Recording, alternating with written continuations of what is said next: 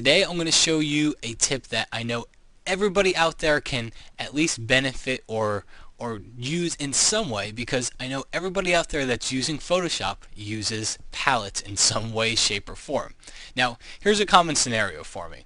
I've got my image open, and let's say I want to get to this side of my image here. Well, I always typically keep my layers, channels, and paths palette in kind of one little panel right here, and I always keep my history and actions palette in another panel.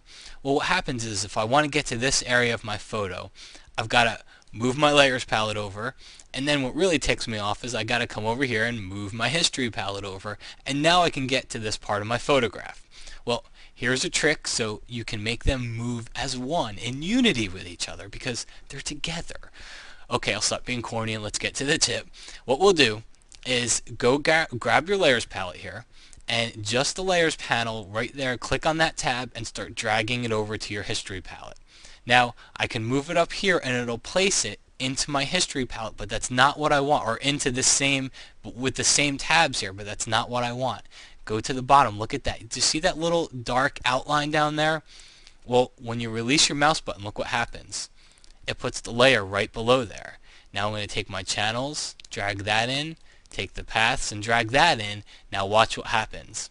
I'm going to move this one panel around and they all follow with it. That's pretty cool. You got to admit, now I've got all these different palettes in here, but it's just one panel. So whenever I move the one around, they all follow along with it.